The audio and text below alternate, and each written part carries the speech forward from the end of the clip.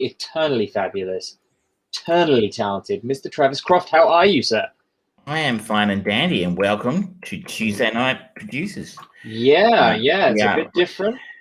They're recording a completely different vibe on a different day. Yeah. It Feels different. It's true. We It's actually have fresh. 20% more professionalism on Tuesdays. That is a stinking lie. Yeah, I know. But I mean, that's probably for the audience to decide. We have previous commitments on our normal Wednesday time slot. I need to enjoy creme brulee. George needs to write D&D campaign. So you're getting us a day early if you're on one of the streaming services, or, well, I mean, you're probably not going to notice a massive difference if you're downloading it via one of the Spotify or your regular podcast service. That is very true. But a quick note on that: I am having some technical difficulties on actually getting episode 9 to go onto our podcasts. So I do apologize for anyone who still hasn't got it when you finally get to this, whenever you do. It is going to be there as soon as Apple stop being assholes. I mean, generally vegetable logoed computer manufacturers, just in case Apple ever decide to sponsor us. I've never heard Apple sponsor a podcast, so I think the danger of that is slim.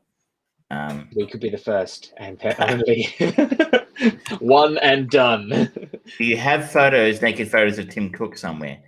We're not supposed to talk about those live. I was going to say it's that might do the job, but otherwise you could be a bit of a fool's gambit. I think we have a little bit more of a laid back show this week, as opposed to the last couple of shows have been like chock a block. Yeah, and we've run up to your full 2 hours. So we thought we'd take it a bit easy this week. We thought, plus we only got 6 days instead of 6 days instead of 7. Yeah, 7 to actually watch shit in. And I have essays to write.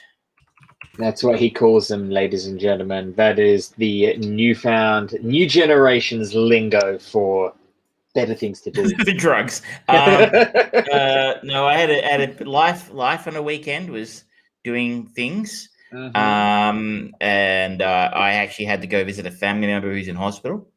You only get 100 megabytes of data in the hospital for free.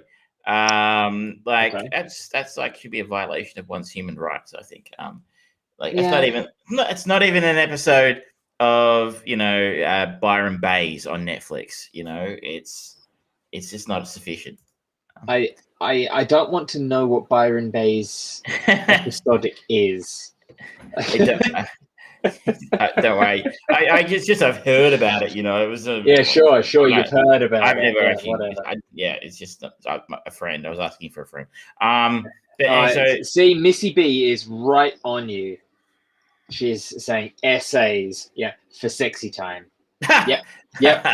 You know me so well. Everyone knows that you're the ladies' man of the podcast. Lothario, if you will. One of us is single and one of us is not, and to see if the audience can guess. Which is probably for Archimedes in the mix as well, because he is a real ladies' man of the show. It's true. We've had we all remember Miss Foxy B demanding more. He gets more airtime. So at the moment, I'm sorry, Foxy B, but we may not possibly get Archimedes today because yesterday I won him over.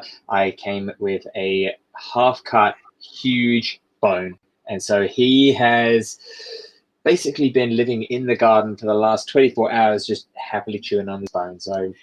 Yeah. We may not see him. You leave your audience wanting more, I guess is the yes, the lesson in this tale. But anyway, the show. So we didn't have quite as much time this week to actually cram as much shit in as we normally do. But we have our fairly regular segments, and one of them is going to be coming to an end because we have the finale of Falcon and the Winter Soldier, and we're not getting a new Marvel TV show until June. I think. Loki. So we're going to have a Marvelous Marvel. 5 or 6 weeks, I think, in between. So if you tune in for our thoughts on Marvel stuff, I'm sorry. You're going to have to wait or tell them to put Black Widow out early. And if you know a way for us to get Black Widow early, I'm happy to listen. Just drop us a message. Dropbox somewhere. Otherwise, we have, of course, the chain movie this week, Layer Cake. Yeah. I think you're going to try and talk about when there is. I haven't had a chance to get back into it. It is sitting on my TV waiting for me. It's recorded. Okay.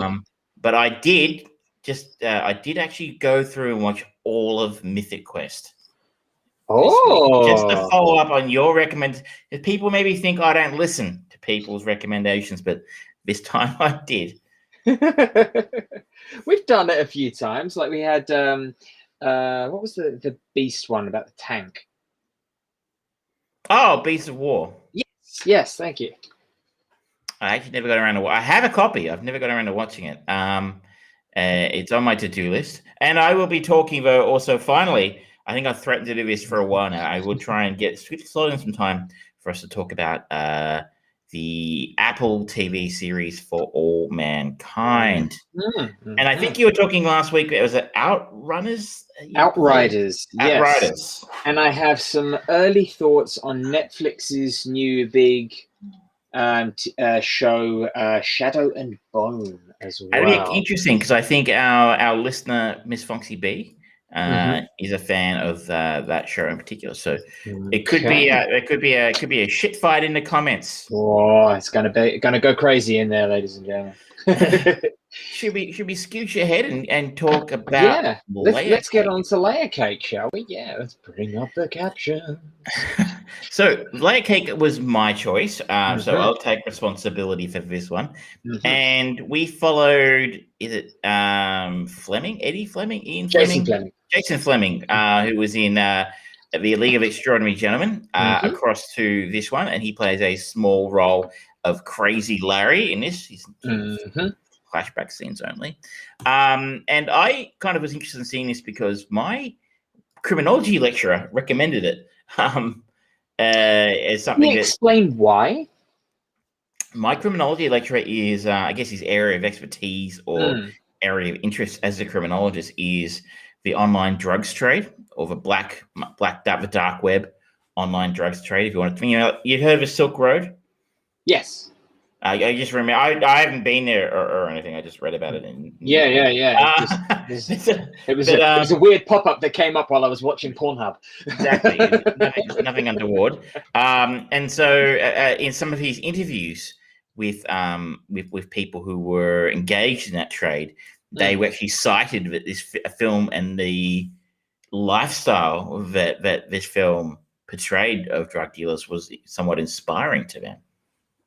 Okay. And so he actually used the opening clip of this movie in one of our lectures.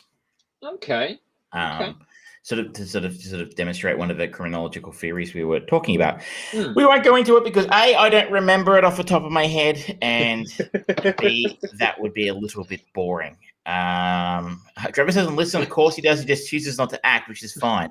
Hello, Richard. Richard, you are splitting hairs there, and I like it.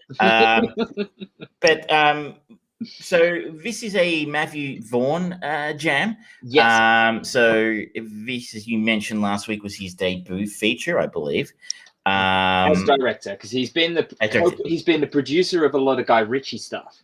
And there was a lot of hubbub coming into this because it was like, oh, okay, the guy who produces him, he's going to make a gangster movie? Come on.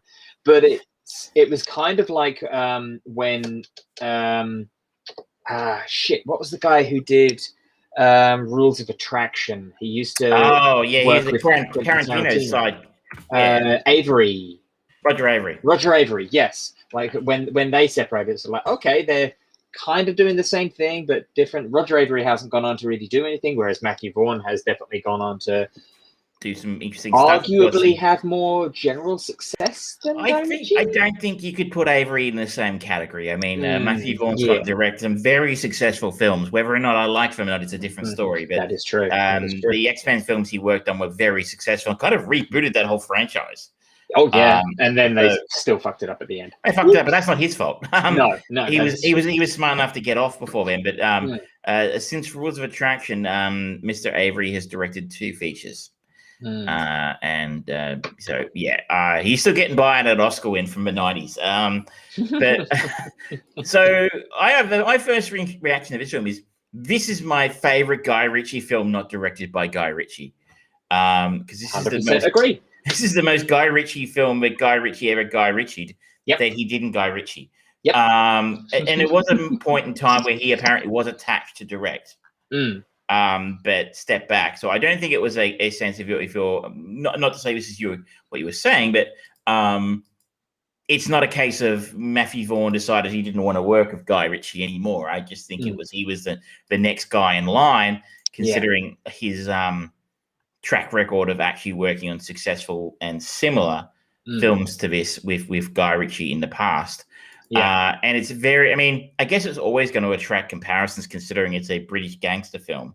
But I think it's the comparisons is very apt here because it felt very similar. It was just the only thing that might have been different was there was a less Cockney slang in this. It was like a slightly higher class of gangster this time. A better class of criminal. Yes.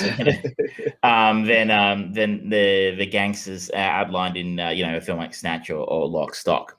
Yeah, and I think this was the last movie that Daniel Craig did before being revealed as the new Bond, because this was 2004. He took over Bond in 2006, and Munich was the 2005 movie that came out, and he was just buff as fuck. And it's like, okay, James Bond can break skulls. Okay. Apparently, this is the film that got him that role. I can understand why. Though I can probably nail down the scene. I mean, there's a particular scene in the film. So we'll get to it in a second. I will do what I normally do and never not forget to do. Yes. I'll just read the plot. A successful cocaine dealer gets 2 tough assignments from his boss on the eve of his planned early retirement. So that's I'll give it a big slightly there's a really bigger one, but I don't know if I want to read paragraphs of freaking information. A successful drug dealer, Mr. Triple X, double X, what 4X, Mr. 4X. That would be his Australian counterpart. Strength. He's been named after a terrible beer. Mr. 4X plans his criminal career intermediating business with drugs without calling attention to himself, working with a small gang and honoring his payments with his suppliers. On the day planned for his early retirement, powerful mobster Jimmy Price gives him 2 assignments: find his daughter, Charlie Ryder, the addicted daughter of his associate Eddie Temple, and negotiate 1 million pills of high-quality ecstasy with the stupid small-time gangster Duke. Mr. 4X hires 2 acquaintances, crooks, in a nightclub to find Charlie, and he unexpectedly meets Duke's cousin, Sydney, with his sexy girlfriend, Tammy, and flirts with her. But Mr. 4X discovers that the ecstasy was stolen from a dangerous and wild Serbian drug lord, Dragan, who wants the head of Duke and the drugs back. Further, Eddie shows a tape proving he has been double-crossed by Jimmy and wants the ecstasy. The smart Mr. 4X plots a scheme to resolve the situation and meet Tammy. That's actually a really badly worded paragraph. Yeah. Sorry, guys, but he can read. But that kind of gives us it's a rather in typical Ritchie-esque style. We have multiple crisscrossing plot lines within the film. Multiple people with different priorities. Almost. I mean, I don't know, but I feel like this is very Reservoir Dogs inspired sort of screen crime filmmaking, not in the sense he doesn't know, not really the temporal jumping around that Tarantino did, but it was sort of set off at that fashion of different story arcs, competing narratives crossing over. So it is a little bit of a complex story. And I was looking at the scene. There's one particular scene where the character of Mr. 4X who says all for him he hates guns. where he actually is given a gun by Cole Meany's character. Cole Meany, who, of course, best known for his role in as Chief O'Brien in Star Trek: The Next Generation. Thanks, Chief O'Brien. I think he was on DS9 as well. Yeah, he was. So he picks a pistol, a very, very unique looking pistol, and he actually sort of he holds it up in front of him, the barrel pointing towards the roof, and sort of scooches around a corner, holding it in front of him. If you can see the video, you can see sort of what I'm doing, and it's a classic James Bond sort of move. Yeah, and for a moment I thought, oh, he's parodying his role as Bond, and I'm like, no, this is pre-Bond. So I feel like that scene about Barbara Broccoli and co, maybe they saw that scene and thought, oh, he looks good in that scene. So this is definitely the film that got him that role, and I feel like maybe it was that scene that got it for him. I wouldn't be surprised. That does it. You've kind of hit the nail on the head. There's so many, as the character, the kind of layers of a character, layer cake, are kind of exposed throughout the movie. You do kind of go, all right, he's quite suave as a character. He's intelligent. He's actually kind of dangerous. He can blend into the more seedy underbelly, but he can play up to, he knows how to talk to the polite gentleman or so-called gentleman of the movie. And it's like, okay, yeah, I could, this is kind of like, this is a proto version of what Tom Hiddleston did with The Night Manager. So like, yeah, this is his CV for, this is why I would be a great James Bond. You're right. It is difficult now not to see him as Bond because he's been, well, how, as you said, that's what, 15 years ago now. Wow. He's playing the character. Bertrand Blanc, thank you very much. Sorry, I never gelled with a Southern accent as much as I enjoyed the film. But yeah, it's hard to imagine him not being Bond now. But you're right. He really did. He was auditioning for a role without even knowing it. Yeah. Interestingly, the cast here is excellent, and potentially the next James Bond is in this film as well, being Tom Hardy. Oh, is he a front runner? Is he? Well, who really knows? But his name gets tossed around. I mean, he could play it in his sleep. Yeah, I think he could definitely do suave ladies man killer if that's what they want Bond still to be. Yeah, considering what I've seen of the now unreleased Bond film, if that ever bloody comes to be, I think the indication in that the trailers, what we've seen is that it's just going to be a woke Bond. Because I think there's like one of the characters is a female and she's black and she goes by the alias 007 or something like that. I believe that is the case. And what is it? I don't even know. No Time to Die. Yeah. I think is it the same woman who played Monica Rambeau? Yeah, Monica Rambeau. Yeah. In Captain Marvel is the I don't actually know the actress's name off the top of my head, but yes, I believe that's who it is. And I mean, we'll see with film when it, as I said, if and when it ever comes out. But the indications from what we've seen so far sort of indicate it's a passing. Lashana Lynch is the actress's name. So yes, maybe a bit of a passing of a torch. Next, Phoebe Waller-Bridge. I have a word for that. Overrated. Oh, I have two words for that. Massively overrated. Oh, Richard, I believe she wrote. She actually served. I think she actually had something to do with this film. By the way, if I'm not mistaken, I feel like she might actually have a writing credit on the next Bond film. But really, I'm going to look into that. Do not quote me. She does not have a writing credit. But I've looked at it. I'm sorry, my bad. But I feel like she was involved somewhere along the trip. But that said, though, I don't think it's a crazy idea that there would be a female Bond in future, considering the way things is flying these days, and the push for inclusion and all that sort of thing. If you cast it right, I think it would be interesting. I can only imagine this shitstorm it would set off, though. You were not entirely wrong. According to Wikipedia, which is, of course, always accurate, Phoebe Waller-Bridge also contributed to the screenplay of No Time to Die.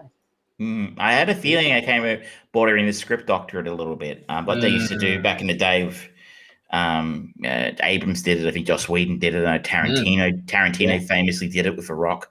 But we're off topic. But yeah, Tom Hardy apparently could be he's mentioned in discussions about Bond. But like he's a very young Tom Hardy in this.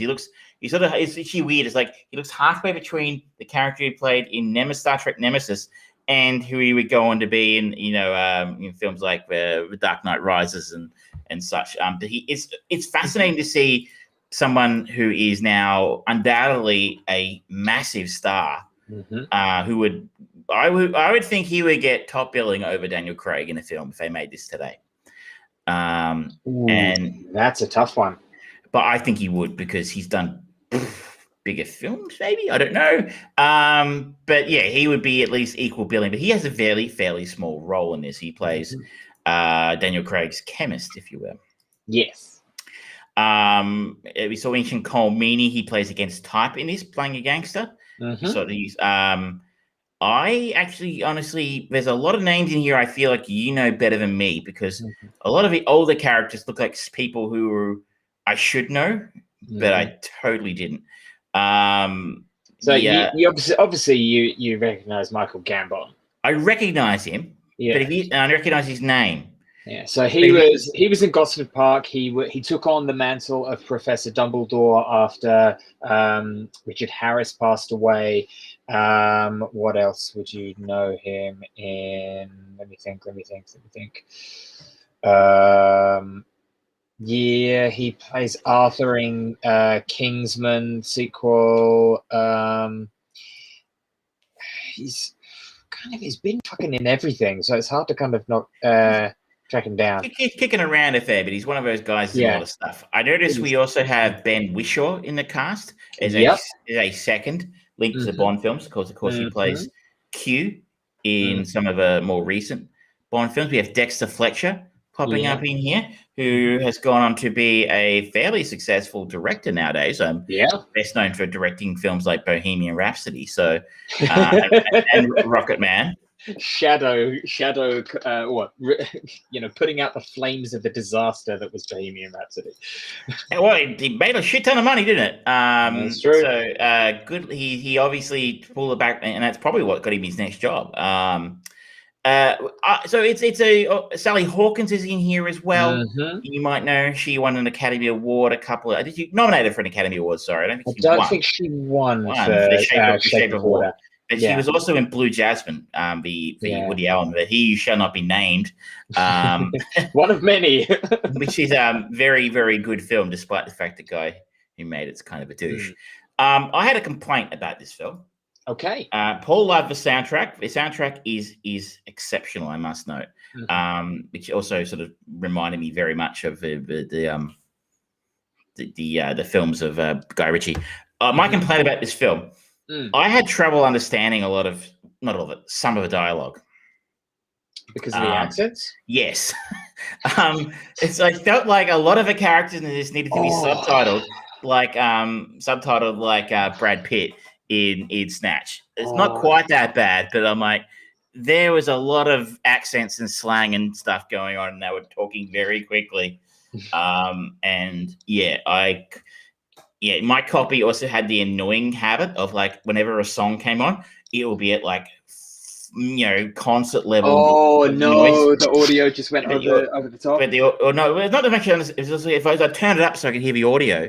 Yeah. And then a song would start to blow my head off. But that THX advert was like, now you're going back away. But I felt it's not a.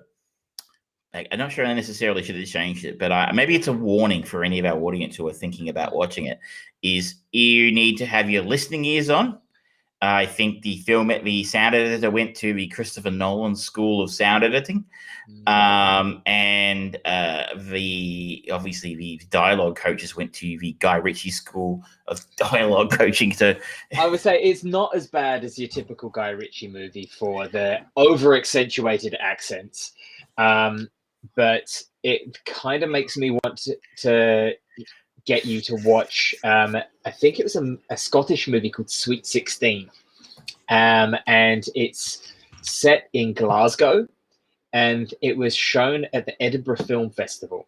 Now, Glasgow is not too far up from Edinburgh. It's in the same country. Maybe 3 hours travel time by car, 4 hours if you're pushing it, perhaps. And at the Edinburgh Film Festival, they had to stop it and put subtitles on because the Scottish people couldn't understand what the Glaswegian people were saying. It's like Scots and other Scots. Yeah, it was so heavily accented, and it was just a kind of slice of life movie. So I think most people are going to be okay with Layer Cake if they've survived a Guy Ritchie movie. It was only parts of it. It wasn't like it was sort of just like a few points. I'm sorry, he completely lost me there. I wasn't following what he said at all. And I am thinking of an Irvine Welsh film I saw once called Ashen House, which, of course, like most Irvine Welsh things were set in Scotland, and that actually had subtitles for parts of it as well. So be prepared for that. Have your listening ears on. Yep. If you've got headphones and you can get away with that might help. But it could just be me. Yeah. I think rewatching Layer Cake, having Paul jump in. Hi, Paul, by the way. I feel like me and him actually went to go and see this in the cinema while we were both living in London. So it was a bit of a nostalgia trip for me. I know that I saw it in the cinema, and I feel like I saw it with him. So if you're still there, Paul, correct me if I'm wrong, or affirm my strangely accurate memory. But I just remember really enjoying this because I would never gelled with any of the Guy Ritchie movies before. Like, I don't like Lock, Stock. I don't like Snatch. They're just not movies made for me. I can understand why so many people really like them, but I thought, okay, I'll give this one a try. And it was just much more my mood of kind of London gangster movie. What do you think the difference is? Because for me, this feels very Guy Ritchie. I think maybe it's just because of my upbringing, and a lot of because so much of kind of the people that you meet in the typical Guy Ritchie movies are so heavily from East London. And it's like, I lived in East London for a long time. So this is maybe a little too close for home, whereas this one, I could take them a little bit more as elements of a movie and not kind of go, oh yeah, I've kind of seen that guy on the street. I know who he is. And just that little bit of kind of ability to separate fantasy from reality. So this felt more like a fictional gangster film. Yes. Than maybe one that was reflective of your lived reality. Yeah, I would say so. Yeah, that's very interesting because, like, for me, one of my favorite. I'm not a big fan of Australian crime drama because it's cheesy and low budget and shit usually. But one of my favorite series ever made was one here, shot in here in Victoria called Underbelly. Oh, yeah, you might know they had a whole series of them after this. The first one was set in the Victorian gang war, so there was a gang war of sorts in the early 2000s between different gangs, as with most gang wars. But I actually remember them happening, right? Like, I remembered hearing on the news about these crimes happening, and I knew where they happened. And you know, while I don't know any gangsters, funnily enough, at least I would say that, wouldn't I? That's what you think. Look in the mirror. But I know people like that in a way. Like, I guess I know people who are from that part of town, from that, you know, that sort of background, in the gangster background, but there was sort of like very strong links to the Italian community and, you know, that sort of thing. And I went to school with people like that. But actually that was very exciting for me because, and maybe this is just reflective of the amount of stuff that's made in London as opposed to Melbourne, but to see places I knew on the screen, crimes I knew and can remember on the screen was actually really, really entertaining and really, really exciting in its own way. It didn't hurt that they banned it in Victoria. Really? They did. Initially, at least, okay. Because there was like some of the people involved in the crimes were still on trial. So they couldn't. There were characters portrayed in the show, I guess, who were involved in actual real crimes, and they were still being tried for them. So they actually banned it in Victoria for like a couple of years, and it was like pirated tapes coming across being smuggled across the border. Do you think they'd be able to actually even do something like that now? I don't think they could. They could barely do it then. Torrenting was a thing in the year. Yeah. This is probably, I'm guessing, 2006, 2007. So 2008, in fact, it was. So torrenting was absolutely a thing. So you never met anybody in Victoria who hadn't seen. Everyone has seen it, and just because of, if nothing else, the publicity about it being banned, everyone was very curious to see it. So we all did, and I guess though maybe it did limit the audience somewhat. You were less likely to stumble across it as a member of a potential jury. But yeah, I'm changing my verdict. I just watched it on telly. It was definitely observed at the time, but it was kind of ridiculous to try and limit access to a TV show in not to me. You're right. It would be worse now because it would be on. Like if it would be on one of the catch-up services, so somehow Channel 7 would have to geo-block it from everyone in Victoria or something, and it wouldn't work. But anyway, we are off topic. I found it interesting to see a crime that actually happened that I knew about on a screen, but obviously maybe because again they make a lot of stuff in London.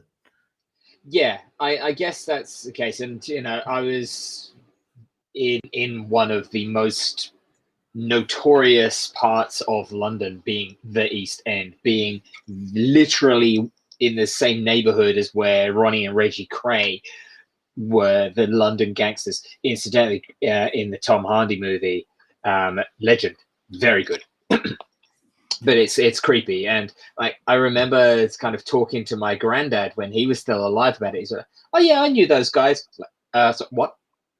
You actually knew them? So like, yeah, we get drunk. Huh. All right then.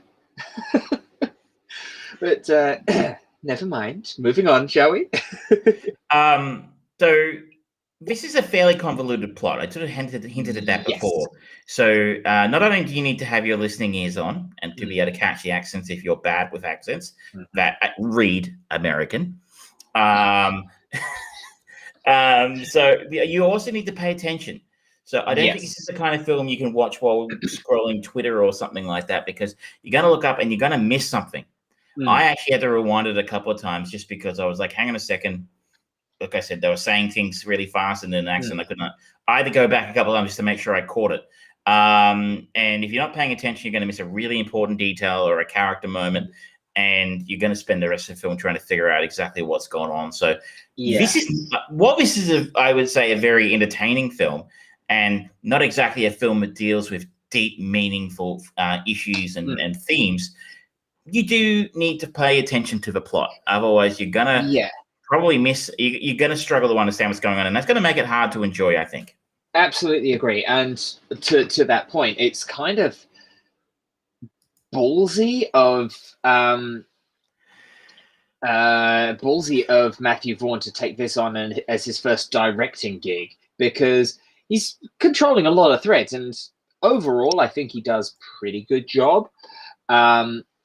But it's sort of like, okay, I would have maybe just gone with a slightly easier story to tell or a less convoluted one, but he still manages to do well. And I think comparing it to just the narrative style of this one easily does compare to stuff like particularly Lock, Stock and Snatch. But I think it does it quite well. But I would say, it's one that you have to pay attention to if you want to watch it in one sitting. Some of the plot lines, I'll give it this. Some of the plot lines seem like they're a little bit arbitrary in this. And I would say the ending does actually tie a lot of the strings together. I was sitting there thinking, he's got a couple of loose ends here. And the ending ties them together very nicely. And the ending is bold. And apparently it's not the ending that Sony Pictures wanted for this, by the way. He shot it and screened it for an audience in secret, is the rumor. But I still would say, despite the fact that the plot lines are tied up, and I try not to spoil it because I would recommend people to take a look. I feel like they wasted someone very talented in Sienna Miller. She didn't have much to do in this film, and she was really just a plot device.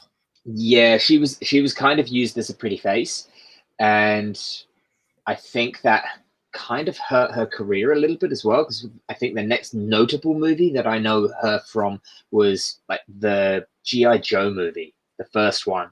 And it's like, oh no, that's just a bad movie. And she was in Stardust. Is that a notable film? She was, yeah. That is actually okay. Now this is a point of contention for a lot of people. It is a good movie. It is a bad adaptation of Neil Gaiman's book because it is quite a different story. Still does well, and there's a lot of bits that they kind of put in there. And I'm just not a fan of Ricky Gervais, who turns up in the movie, and I just want to burn his face off. But you know, that's on me. That's on me. But she's again still kind of a bit of a throwaway role, and she's playing a very particular type. Incidentally, Stardust is an earlier in his career showing for Henry Cavill. Went on to be Superman. She has done less well than Henry, but I think she's a talented actress, and when she popped up in the film, I kind of expected a little bit more to be done with her character. If I get political for a moment, really aren't done very well. Women in this film aren't treated well at all. So if it fails the Bechdel test, by the way, absolutely and thoroughly fails the Bechdel test. So that is a little disappointing, I guess. I mean, it's not really something I lose sleep over, I guess. But I mean, with very talented actresses in it, like Sally Hawkins, like Sienna Miller, it would have been nice to have seen a little bit more done with those type of characters. That's me getting a little bit nitpicky for a British gangster film. Otherwise, I think I enjoyed this film. I don't know that I have a whole lot more to say about it, other than like I said, and I have it's a little hard to understand, but the accents, the plot can be a little confusing. Still, one day, ladies and gentlemen, I will teach him how to speak true English. Korean's English is, but it's a solid British gangster film. But if you enjoy, as I've harped on, but if you enjoy the Guy Ritchie stuff, you'll probably enjoy this. Even if you don't, like George, you might well find this more to your taste than what Guy Ritchie's films are. It flows along at a nice pace. It doesn't overstay its welcome. It's an interesting role. I mean, it's how long we're talking here? Hour 45. Yeah. So it's just about the right length for a film like this. It has a couple of nice twists in there, some of which you may not see coming. And it's violent, but not excessively violent, I would say. So if extreme graphic violence bothers you, you can probably still watch this. Unfortunately, I don't think Daniel Craig takes his shirt off at any point, though. And neither does Tom Hardy. No, I don't think they do. So, ladies, if that's your viewing interest here, you might come up a little bit disappointed. But what was your takeaway from it? Did you enjoy it, watching it for a second time, aside from nostalgia?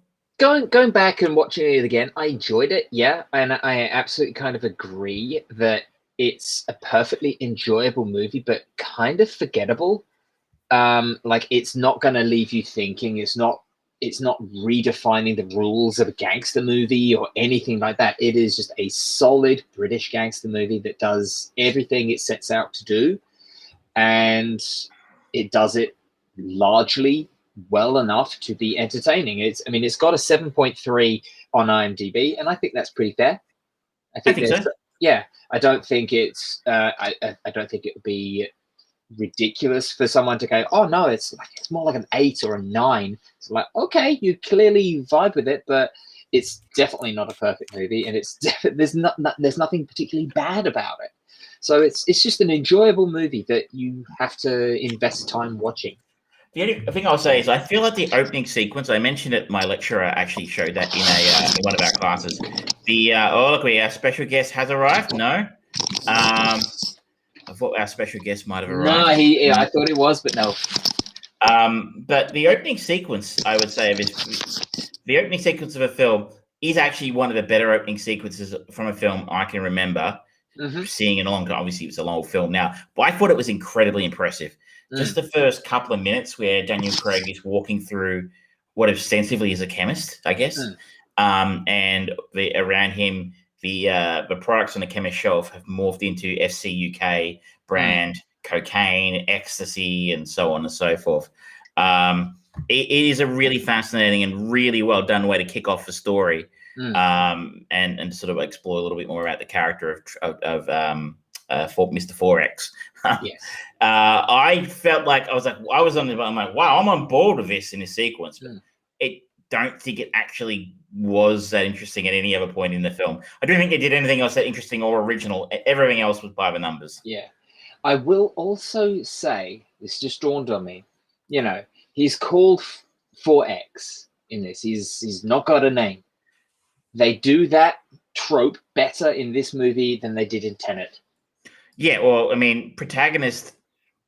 Yeah, it's kind of it's a real nod at the audience, right? Like he's a protagonist, right? It felt pretentious in Tenet in a way where it's honestly, I will be flat out honest here. I got to the end of the film and was reading the trivia on IMDb, and before I realized I actually hadn't been told Daniel Craig's name. Yeah. I actually didn't notice. I completely missed the fact that he didn't actually get a name, a character name. And you're like, yeah, that's actually really well done. I mean, it could just be that I wasn't paying very good attention, but it was just so slotted it so naturally into the story. Exactly. No one calls him Mr. 4X. No. He just isn't given a name. He's just you're able to continue the story, have conversations, be introduced to people, and you just miss out that particular element of information. It's like it works. It's not like you say. It's not pretentious. It's not a wink at the audience. This is like, oh, we're being smart. Can you tell we're being smart? Yeah, it was. But like if a character name is from the book, it's written first person, so it's not really required. And it really fit, Paul. It really fit the film really nicely. So again, I think it goes to show. I think you sort of mentioned it. It was a challenging project for a first-time feature director, and I think it shows that he is something of a natural. Being it, as we sort of said, that someone as seasoned as Nolan didn't pull it off anywhere near it as well in Tenet. Maybe it's also the fact that this film's super entertaining. Or not, it's entertaining, and I'm not sitting there going, "Hang on." Well, not to the same extent. Trying to go, what the fuck did that guy just say? Yeah. How does this reverse time thing work? We weren't confused and annoyed. If you're not confused and annoyed, your audience is going to give you a lot more latitude. That's true. Now, if you've got nothing else to say, you have the keys. I do, and I am going on a little bit of a guilty pleasure, and we're going to follow Cole Meany. Okay, interesting choice. And we are going to go. No, it is not First Contact. It is, in fact, the 1992 action movie, Steven Seagal's Under Siege. Wow, it has been a very, very long time since I've seen that movie. Yeah. Steven Seagal is on the chain link. Wow, there's so many places one can... Tommy Lee Jones. Well, I was going to say, and let's not. I think you're being a little bit blasé about one of the biggest stars of that film, and that was, I believe, was it Erica Eleniak who played the girl in the cake? Yep. Why do I remember that? Because you were a young man when you watched this movie, and it's like, probably. And of course, the great, the incomparable Gary Busey. Oh yeah. Now, this is also, I'm not planting a seed of suggestion or anything like that, but if you go with Erica as the next connection, we can get Beverly to the Hillbillies. Blob. Oh, the Blob. I was going to say the Beverly Hillbillies. You've asked for it now. Beverly Hillbillies. I'm pretty sure she was in. Yeah, she was. She was Beverly. She was also in E.T. E.T. Yes. Yeah. No one remembers that. And plus, I am working very hard to make my selections films I haven't seen before. So I have never seen Beverly Hillbillies. Neither have I. So there's probably an excellent reason for that. But it'll be a flashback to my childhood. I'm a little bit disappointed it's not Under Siege 2, Under Siege on the Train. Too fast, too trainiest. But we can do that next week because, of course, Steven Seagal was in that too. Yep. All right, so yes, Miss Foxy B, God help us all. But Eric Forrest, if you are listening, and I know you're not because you can't stand the sound of my voice for this long, here's to you. What show? Beverly Hills Billy's show. The original show is decent, Miss Foxy B. I think that's a generous statement. Yeah. I think anything called Beverly Hills Hillbillies, quality is probably not high on the priorities list there. Alas. Shall we move on to our other regular segment, the last section of this segment for now? Yeah. Falcon and the Winter Soldier Season 1 finale. Done in the bag. It is over. It is complete. What did you think? Nostalgia. I liked it. I liked the whole season. Mm-hmm. I liked the finale better. It's a bold statement. I liked it better than the finale of WandaVision. Miss Foxy B, I like The Gods Must Be Crazy in the deep depths of my youth. Then The Gods Must Be Crazy is on the wheel over on my other podcast, available wherever good podcasts can be obtained. The Throwback. We will get to that at some point, probably. I remember that film. That film is not politically correct anymore. So I liked this season. The last episode had its flaws. We should give a warning here, okay? Yeah, so this is spoilers. Spoiler warning. Spoilers up on the screen. Spoilers at the 48-minute mark. Like if you don't want to know what happened, just come back later. So I felt like probably the weakest point of this episode were twofold. One was the way John Walker was treated. In the sense that he all of a sudden was helping out, right? Yeah. Like, he was like, "Oh, I'm helping out Cap and Winter Soldiers, doing their new Cap, doing their thing and fighting on the side of, the good guys." Nominally, because I guess the motivation was that the Flag Smashers had killed Lamar Battlestar previously. And you are right, Paul, by the way, they did cut a storyline from it. We talked about this last week. There was some sort of outbreak somewhere with our filming this. I hadn't heard about exactly what it was. But there was definitely, we talked last week, there was actually other plot lines which they cut, and hence why parts of it do feel a little rushed. I liked him. I felt good watching him. I was enjoying watching Walker do the right thing, because that's kind of what we wanted him to do. And in a way, he offered to help out earlier in the show. He actually offered to work with, at that point, Sam and Bucky. And they're like, nah, fuck off, because they were kind of resentful of the fact he got the shield. But at the time, I was a little bit like, well, that seems like a bit of a dick move. But we had established the guy he started going nuts. Not going nuts. He seemed very aggressive at the end of a previous episode when he was in front of the Senate inquiry, and he had his commission as Captain America revoked. It just seemed very convenient that he would turn up and help Bucky and Cap. I can see him turning up and going hard after the Flag Smashers, but actually helping out Bucky and Sam, it felt a little bit convenient. I don't think it was earned. The way that we saw him the last time he interacted with Bucky and Sam, and then we suddenly get him in the in the Senate meeting, this brief moment with Julie Louis-Dreyfus, and then suddenly he's reappearing.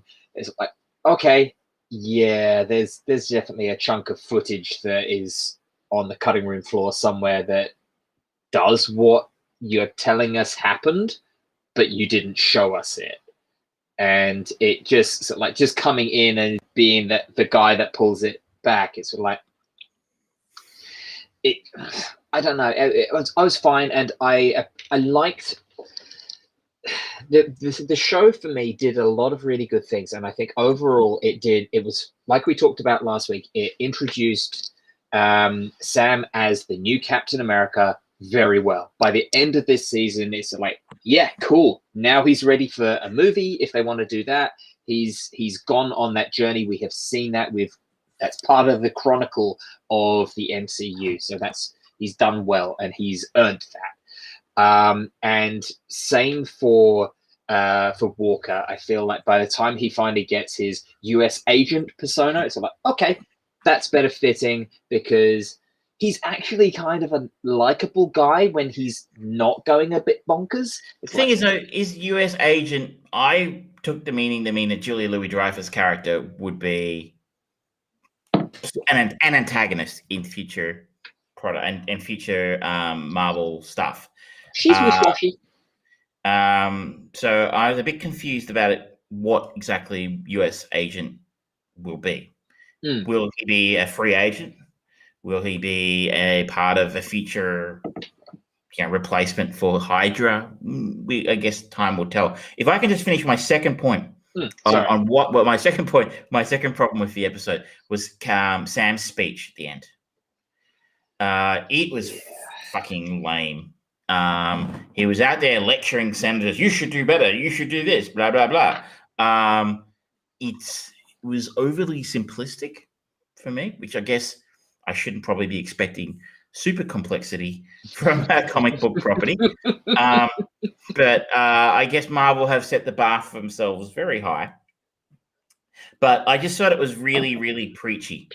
And I know Captain America is supposed to be, the very pure sort of side of the Avengers sort of world. He's not the murky anti-hero type. He's the Boy Scout side.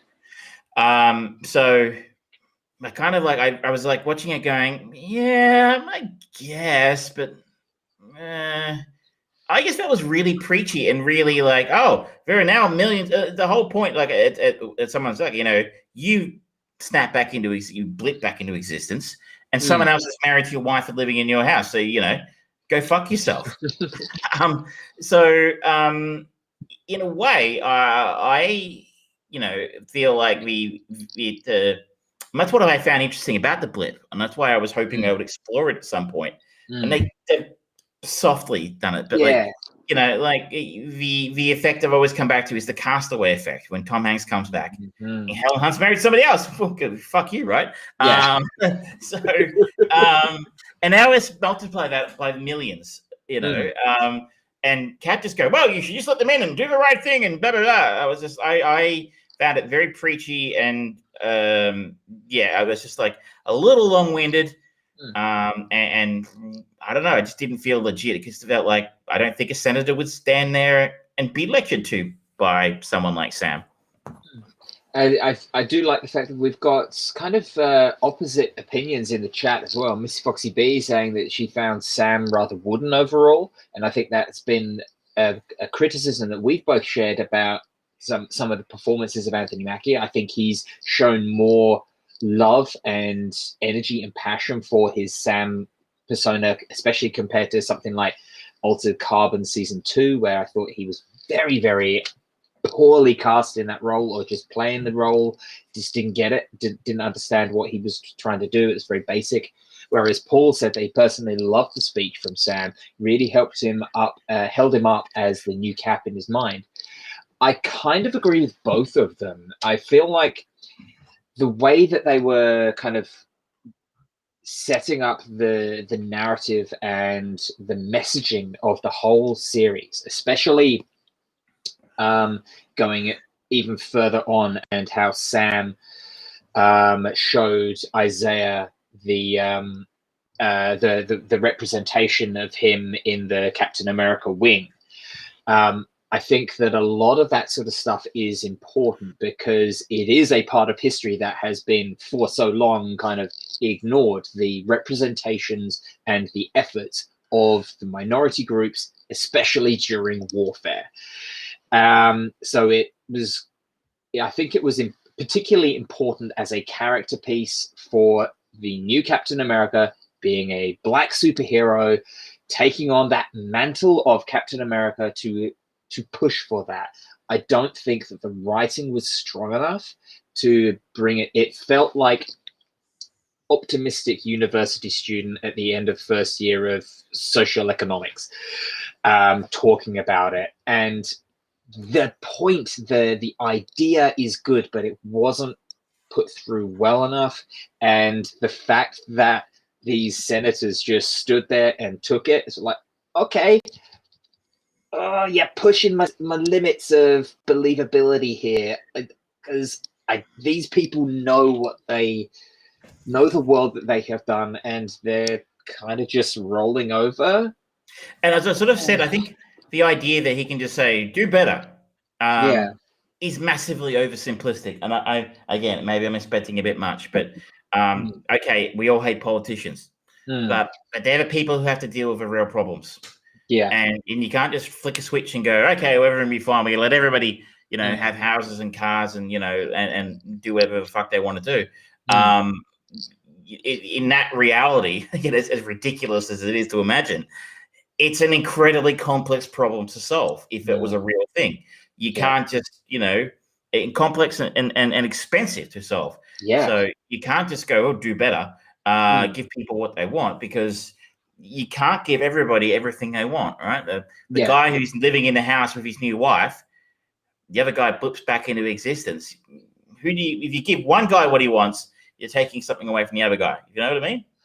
Yeah. So Sam just going, do better. It's in that reality for me, it would be like, okay, well, fuck you, man. You figure out a way of fixing his problem. It ain't easy. Yeah, that's the thing. So like this idea of do better. So like, yeah, everyone should do better in every conceivable sense of that, but that is not simple.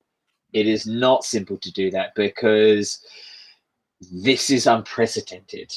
And to have that simple art kind of speech, it didn't feel. I didn't think a superhero. I'm sorry, I'm going way too deep in this one, by the way. I'm going way too deep. That is not a superhero's place. Yeah, they shouldn't be defining policy. They should be a tool to implement or protect policy. So, Sam has no place telling these people what they should and shouldn't be doing in this situation. And maybe it was supposed to be a metaphor, like you said, of, as you said, the whole underlying theme of the series, unlike, like we talked about grief being the underlying series in WandaVision. Race was a very important underlying theme. In this one, maybe I was supposed to understand it as an appeal to, do better on that topic, but I guess I didn't take it that way. Yeah. I feel like two big down points for this series. The way that Bucky Barnes' Winter Soldier character was shown in his progression, it felt completely underwritten. And I don't feel like by the end of the movie, I felt like, yep, okay, Sam is Captain America. That's cool. He has put in the effort. He is kind of taken on that mantle. Let him run with it. Let's see what happens now. I now believe him better going into whatever movie or TV show that he turns up in, instead of it just being the next movie. Oh, here's new Captain America. He has earned an attempt at it, I guess. Whereas the Winter Soldier, he debuted and was this Terminator-like monstrosity, just going and going and going and terrifying. Then you get this breakdown of his character and the back and forth in Civil War, where he's a good guy, but he's done terrible things in the past, and the ramifications of that and his actions and how he was trying to get back to where he was. And then we see him in therapy with this and trying to kind of make peace with the ghosts of his past. And it just kind of faded off. And I don't know, it feels like his journey throughout this was just to become human or reconnect with what he was as a human and not as a computerized or brainwashed superhero assassin or supervillain assassin. And if they did that, I kind of feel like they left it in a very gloomy position, because it's just, okay, he's what is he now? I don't get what he is, where he is. He's very much in a holding pattern, isn't he? Yeah. It really, like, you've nailed it right. We know exactly what's going on with Sam next, and I think the word in the street is there will be Captain America 4, which is maybe work's already started. Right, yeah. Work is whatever whether it's writing, who knows. But there will be a Captain America 4, and that's where Sam's going. That's where Anthony Mackie's going. What next for Bucky and Sebastian Stan? He's kind of left in no man's land at the end of this. Yeah. He's made amends. He's in his book to the doctor. What does that mean for him next? He doesn't come out of his strong. Yeah.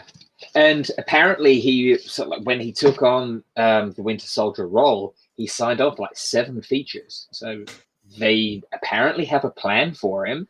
It's like, okay. Easy money, right? Like, I'm sure he's getting paid well. I'm sure Sebastian's okay, but I mean, it would be... Because he's a talented actor, and he's always, in all the scenes where he is, he's, unlike Anthony Mackie, he's always kind of shown a bit more depth and emotional gravitas to the effects and reactions of his efforts and those around him.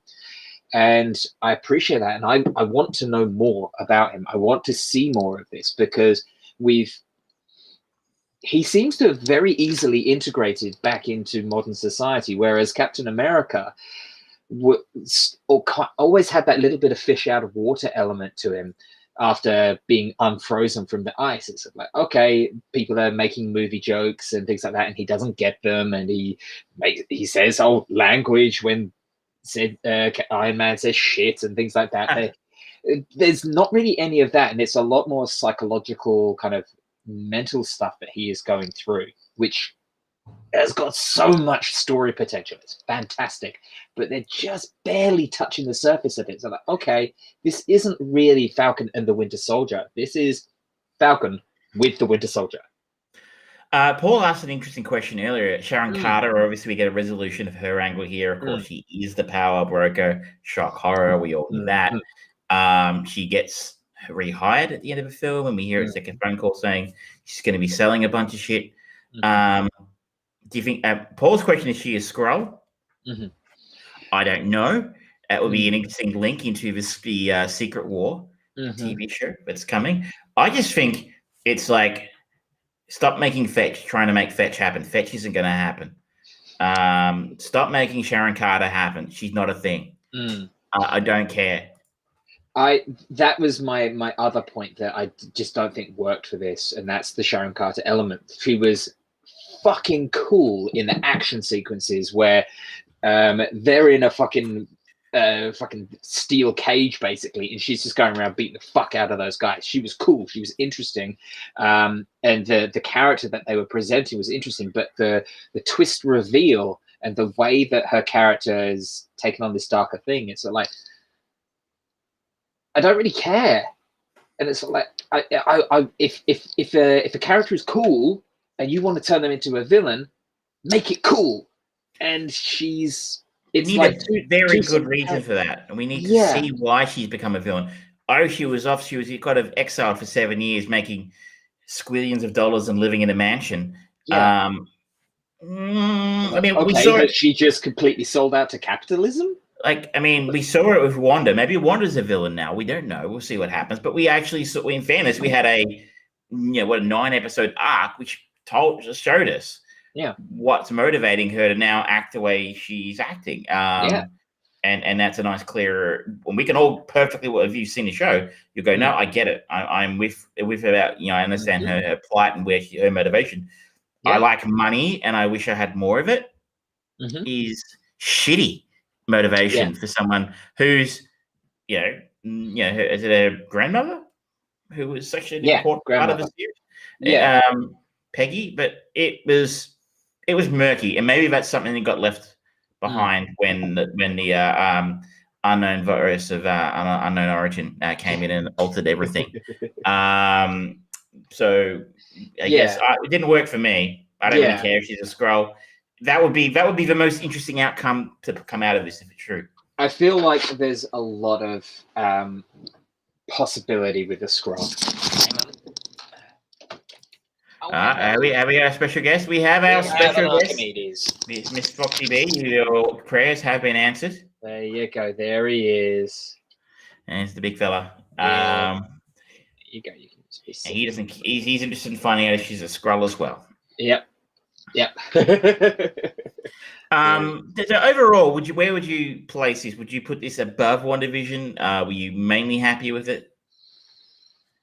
I feel like the highs of WandaVision were much higher than in Falcon and Winter Soldier. I feel like they maintained an overall standard they hit and just kind of went, yep, this is the level that we're going for Falcon and Winter Soldier. Because I feel like the opening helicopter sequence was the most action-packed element of the show, and they never quite got to those heights again, and especially the end fight. It was kind of like, all right, this isn't really thrilling. This is just stuff happening, and they decided, we've got to make it airborne because we've got a superhero with wings, so we need to make that happen. And we need to have an iconic moment where he slowly descends with the wings out like the wings of an eagle, being America. I'm very confused about Sam's power set. He managed to catch a falling van, a large police. But there were lots of jets on it, so it was kind of a little bit Iron Man suity. I was like, that was the only thing I was saying.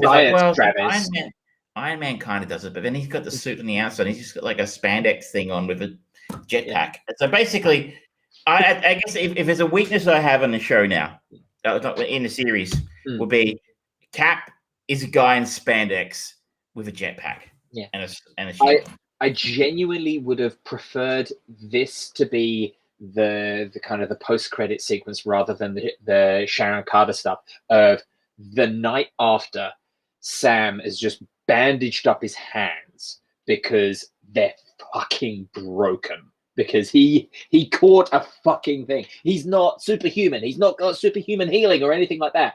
And it would humanize him in the same way that they did in the Daredevil series, where Charlie Cox's character, Matt Murdock, has just got fucking scars all over him because he's just the guy he's just got really good balance and he can hear shit. Other than that, it just humanizes him and just goes, he's willing to put himself through that much shit for this. That would have really put some good credit on Sam, the superhero. I think I like the last episode more than WandaVision, as I said earlier. There was no Skybeam. Happy with that. And I think you're right. I think the highs of WandaVision were higher, where it actually was doing something different and original and exciting and mysterious. None of that in this. But I felt like it kept a consistency. It was very consistent throughout. It had its weak points. We talked last week about Carly. I think that was played out again this week. Yeah. Very uninspiring and unconvincing antagonist. She was a tool to get the other characters where they needed to be. Pretty much. And I could have chosen a significantly better actress to do it. Or at least given, I talked about it last week about how she's not the fastest, she's not the strongest, she's not the best, she's not the first, she's just a scrawny red-headed British teenager, and they thought that would be an interesting villain to, and it maybe it would work, but it didn't. But I enjoyed the consistency. I enjoyed the she does look interesting, and I think that's why they've cast her. That's why she was cast in Solo, because she looked interesting. And maybe she's a good actress. I don't know. She wasn't given much to work with here, and she wasn't given much to work with in Solo either. So I get the idea what they were going for. They just failed to pull it off, and that may again characteristics of this being the stuff that we didn't see that was originally supposed to be made. Maybe that would have helped. But I enjoyed the underlying themes about race very much in this. I thought that was, again, I know some people have complained, so can't we just have a superhero show that's just fun? And okay, why not both?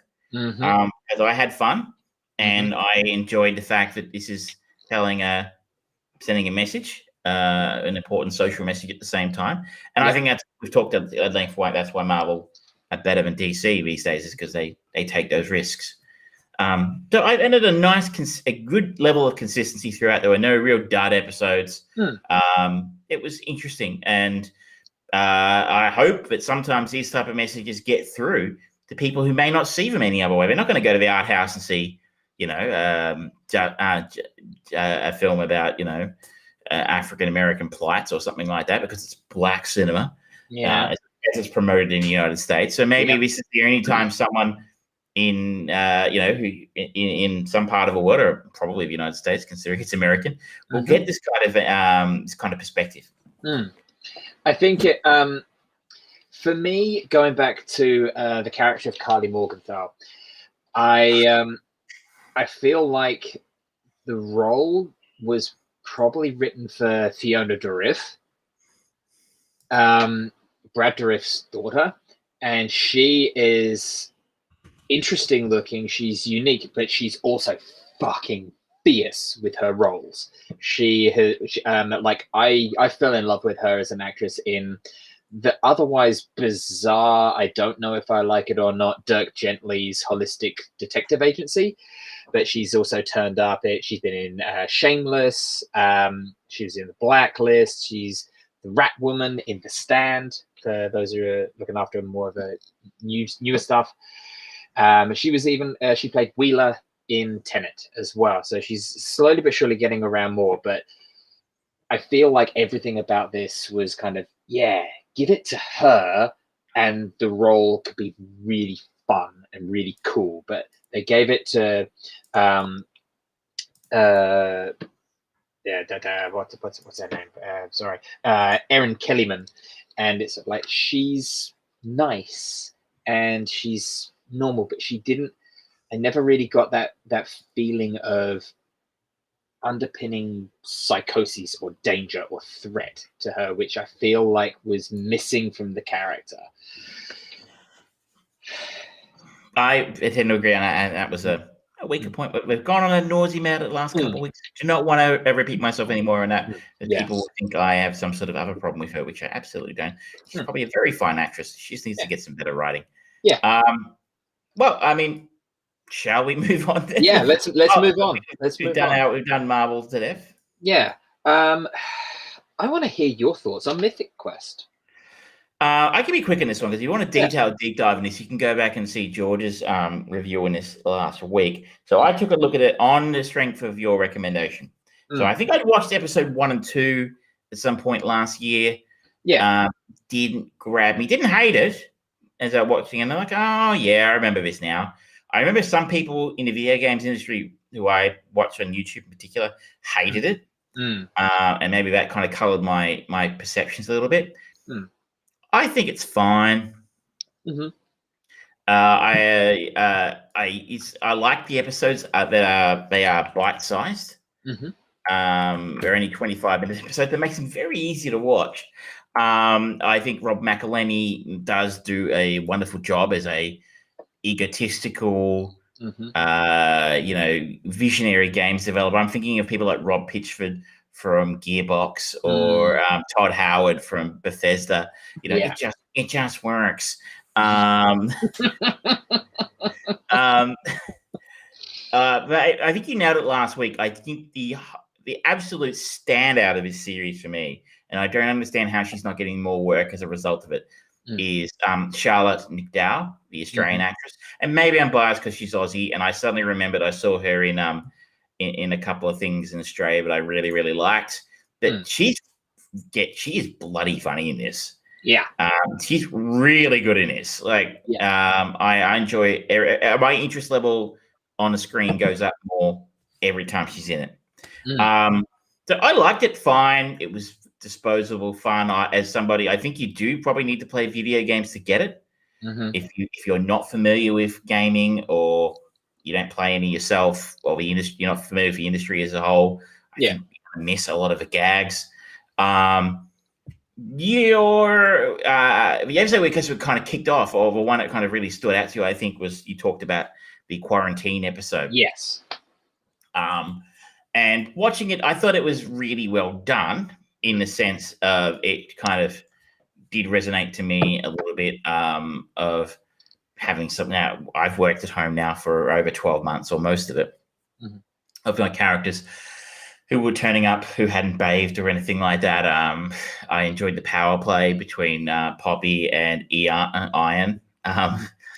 I wasn't, I have to be honest, anywhere near as moved by it as you were. Maybe that's because I was expecting to be. That could be what it was, because you ruined it for you. Ended your draft last week, and you said there were a couple of, especially you mentioned Danny Pudi's character, Brad, and some of one of his moments there, and how that really kind of spoke to you. I didn't hate it by any stretch of the imagination. It's not me having a go at it. I just kind of gone, okay, well, he's probably going to do this, and I seem to have inherited your superpower on that one. And kind of like, it wasn't actually a surprise to me, but when he did it, what he did, it was like, oh, okay. The moment I probably enjoyed most, I think, let's just speak. It was weird. On one level, I think the other part of the show, which really got to you, I'm guessing, was the Rube Goldberg machine. Yeah. I think I've spelled. Is that what they're called? Yeah. Rube Goldberg. And it's like, okay. I mean, so was I right? Was that the other part that you enjoyed that much? That was fun, but it was more the journey of kind of it was a nice way that it ended for me, because it's the way that the episode starts, and particularly for the character of Poppy, how she's just working, and she's great, she's fine, she's got a task to do, and she can keep going, she can do this, and then it was beautiful, the interaction between her and Ian, where he goes to her front door, and just the camera just completely, there's no faces, you just see them just off to the side in one of the small frames, and just tears and hug. I did get that did get to me a little bit. On the one hand, I was like, that was really nice, but I don't think it was earned. Like, this show has shown nothing like that in the previous 9 episodes, or in the 11th episode after. It's like, all of a sudden, in the 10th episode, the show grew a heart, and kind of eschewed the cynicism it's had, which is its main thesis. This is a very cynical show about people, and so I mean, I liked it. It was weird. I had 2 reactions to those scenes. One, I was like, oh, that's nice, and I can associate. I mean, I can appreciate that, because I mean, look, like 2020 was hard for everyone in different ways. You're an essential worker. You were on the front lines. You were dealing with fuckers who didn't want to wear masks and yelling at people for wearing masks. That was your living hell. Mine was different in the sense that I was stuck in my house for 3 months, not seeing or speaking to people, you know what I mean, like that. But more isolation, though, that might have been interesting. You might have wanted more isolation. I might have wanted a little bit more people yelling at me about masks. But so I can appreciate a lot of it where Poppy's character was at. It's just like, it just felt so out of character with everything else that had happened in the show. And then the same thing with the Rube Goldberg machine. I was like, oh, that's kind of cool how they've made it work. And it's just scene of them, hey, we're all working together to, do things. And like, again, that's completely out of character. They're all acting completely out of character. My favorite character in the show, aside from Poppy, is the character of Joe, played by Jesse Enos, who is technically David's assistant, but she really wants to be Iron's assistant. Yeah. And I think she's brilliant. I love what she does in the show. But like, again, she just completely throws off her really cynical, power hungry character in this episode to be this smiling, joyful person at the end of that episode. And so while I liked it, and I was like, I appreciated how the show did it, it just felt so out of character. So maybe you just kind of just got to take that episode as a standalone, a special moment in time, and forget about it because it almost exists outside the canon of the rest of the series. In many ways, yeah.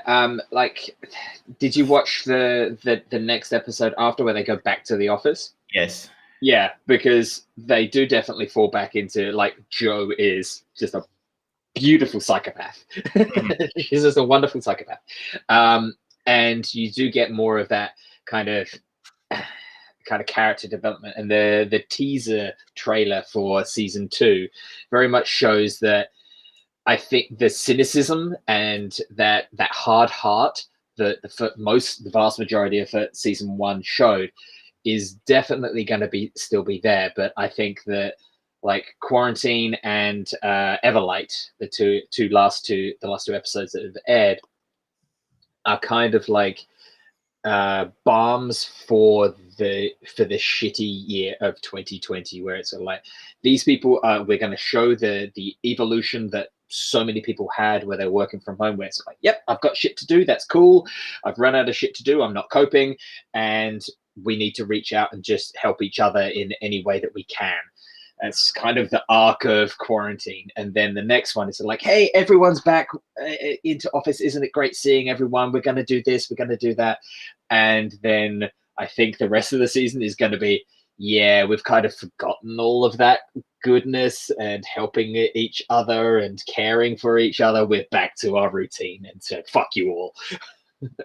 I was sort of researching a little bit, and I was excited to find that the character who plays Dana, Yes, Imani Hakim, is involved in a film at the moment, which is in post-production, and it's called Dinner Party.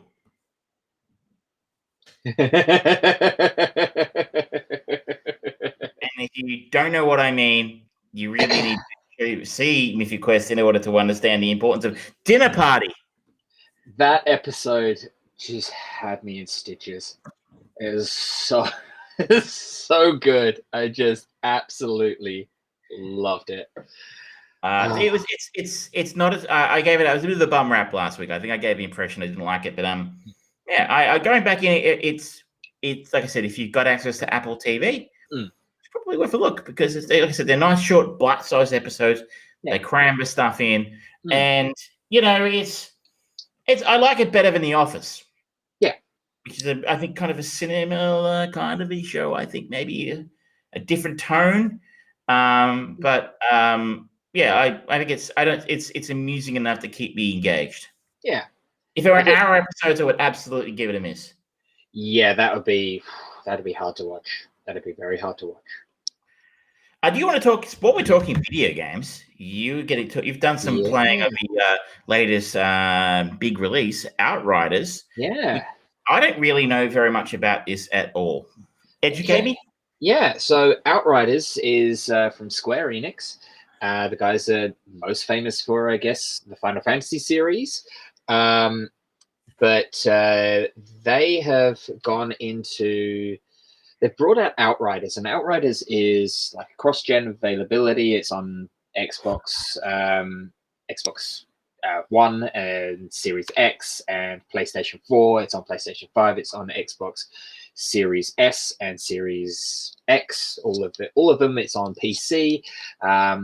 And it's kind of like Gears of War in that it's a cover-based shooter, but this is and there's elements of like the Division to it, where you can have up to 3 other people.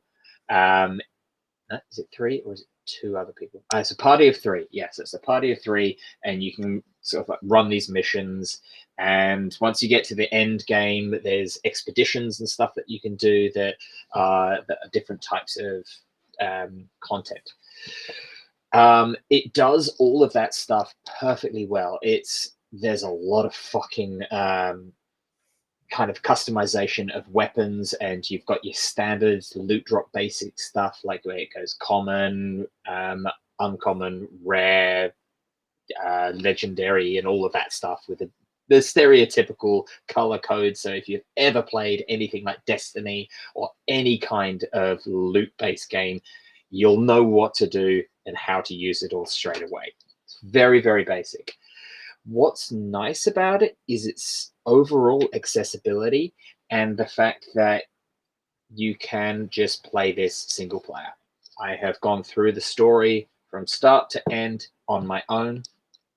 I was generally sitting, I think there's 5 world tiers, which difficulty settings.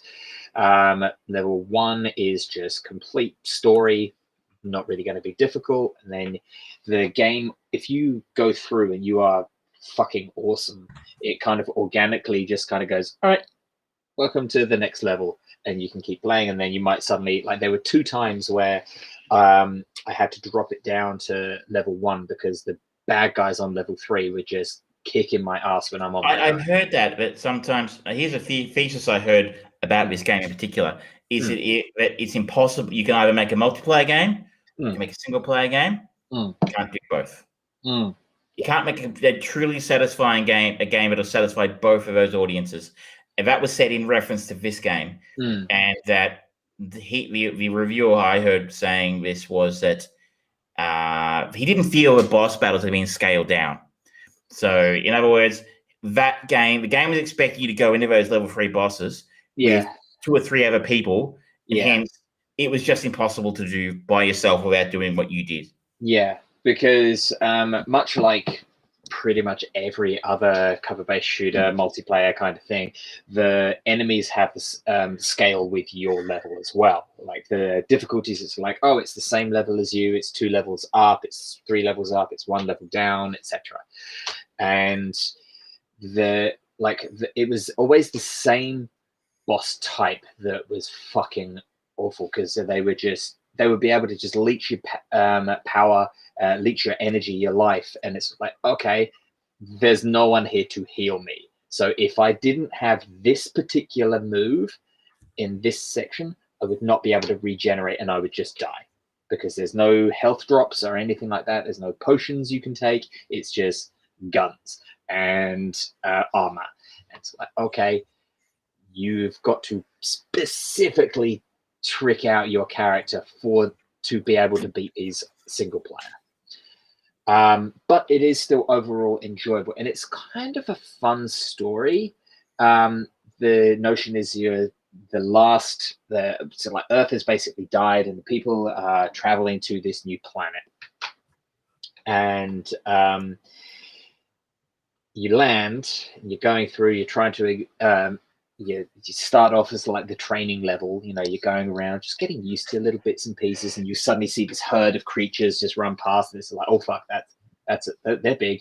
Okay, and you're going around, and then this storm hits, and it's called an anomaly storm, and it just seems to be just wiping people out, just like blipping them out of existence, and your character gets injured and put in stasis for, I think it's 30 years. And when you come back, you've been altered and you have these special powers, and you get to choose. There's 3 different subtypes of power, and then they've got their own branching trees. And again, this is heard this, done that in large, but the dressing is quite nice. And you're just essentially following this signal, trying to find somewhere safe on this planet, and the story evolves throughout as you go. You kind of meet natives of the planet and how relations and shit went down, why some of them are mutated, and the ending of the story is kind of disappointing, but they purposely did that, because you get to the end and it's like, oh well, shit, we're still here. So the fight goes on. We just got to try and find somewhere to survive. And then that's when the post game stuff opens up, and the post game you cannot do on your own, because there's just it's just too hard to take on the amount of fucking enemies that they just throw at you. So that would tend to support the thesis that they have basically tacked a single player mode onto a multiplayer game. Well, they always, when talking to and looking back at sort of like the way that they presented it, a lot of people went, "Oh, it's a live service game." So like, no, we have designed this to have a start and a finish. They have, if anything, it's more they've tacked on the multiplayer side, the post game multiplayer element, because the missions pretty much the same, just in a different setting, but it is fun, kind of going through and just mowing bad guys down. It is fun. The downside to it is the loot is not good enough, and the customization is very deep, but it's also really fucking expensive. Like, you're farming and dismantling things, trying to earn little bits, and you can harvest certain elements from things. And it's like, I don't have enough of this to make this gun as good as it needs to be, and I'm not getting a good gun like this just organically unless you put it up to level 5, in which case you're only playing multiplayer.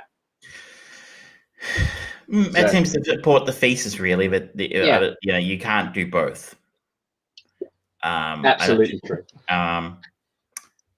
Would you recommend it? Well, as it's on Game Pass on Xbox, absolutely, because if you're part of Game Pass, it's free, and it's a genuinely enjoyable game. It is one that you don't need to spend too much time kind of attention on. You don't need to master it, so to speak. Because it's like, if you've ever played something like Diablo and things like that, it's like, okay, my special moves are on these buttons here, this button combination, I move around, I shoot that, I kill that, I touch that, boom, done, thank you, move on. So it's enjoyable, and this has actually also been my first experience because I was given an Xbox Series S. One of the new generations, and this has got a solid state drive in it. And fucking hell, the load times are beautiful.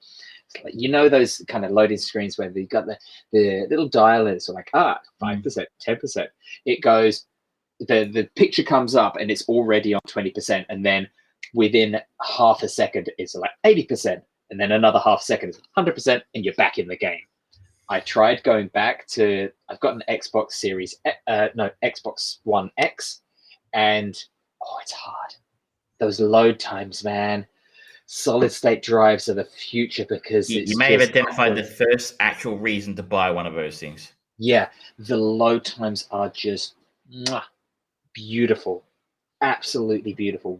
It's so good to be able to just go, okay, the console has it's up and ready to go. I want to get in my game. Okay, yep, it's up. It's connecting to the server, and I'm in the game. Cool. It's silky smooth. It's wonderful. Really, and especially with Project X Cloud sort of floating around. Yeah, like, I mean, if I had a better signal for internet in King Lake, I'd be able to play it on my phone. So for those who don't know, Project X Cloud, basically, you don't actually need the Xbox to play Xbox games. You're streaming it to your You're phone, playing it to your device. on somebody else's computer, basically. The computer is the cloud. So you can, in theory, as you said, you could play Outriders on your phone, despite the fact it's a brand new, newly released game. I don't think is it technically available here or not? I'm not sure. It is now. It's launched in Australia, so you do need good. I don't know if Australian internet's good enough for it, frankly. You might need you probably need very good internet. Yeah. But maybe if you got a 5G signal, you live in the middle of a city or something. Yeah.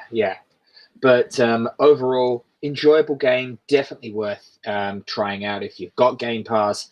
The Xbox Series S and the Xbox Series X, which is even more powerful. If you play a lot of the dense games, like thinking if you wanted to get into Witcher or any of those games where it's loading big areas, this is going to be a dream. It's because it makes it so much quicker. I do recommend, if you're already embedded in the Xbox ecosystem, it's a layout of fair bit of money to get one of the consoles if you can get them. The Xboxes seem to be a bit more available than the PlayStations at the moment. But if you are playing a lot of games, then I do recommend it. And I was able to just quickly set it all up on my phone. It's a really good, intuitive system. And I'm fortunate that I was given the console, because otherwise I wouldn't be talking about this whatsoever. But for those who have got the disposable income, who do want to just dip their toe into the next gen, I do recommend. And we're not being sponsored by Xbox, of course. But we could be. Could be. I haven't got one. I will find time in my busy schedule to give it a spin if anybody at Microsoft is keen to get the word out to the masses of Russian troll bots that listen to this show on a regular basis. And Canadian troll bots, apparently. There you go. It's probably Justin Trudeau. He's a big fan. We're slowly getting all of the PMs. I mean, our mystery listener in the United States has moved south, so we needed somebody else in North America to pick up the slack. I think you've been watching the Nevers. I haven't got around to watching any more of it. How is it holding up for you? So I'm halfway through episode 3, which released, I think, just yesterday. It's losing a little bit of steam, in my opinion, and I think that the episode 2 was really good, and it left in a quite a cool point. But so far through episode 3, it's like, okay, I feel like I'm invested in the show, even though I don't feel like I need to get that next episode finished, because I don't know about you, but I'm not really seeing much chatter about it online. No, I haven't.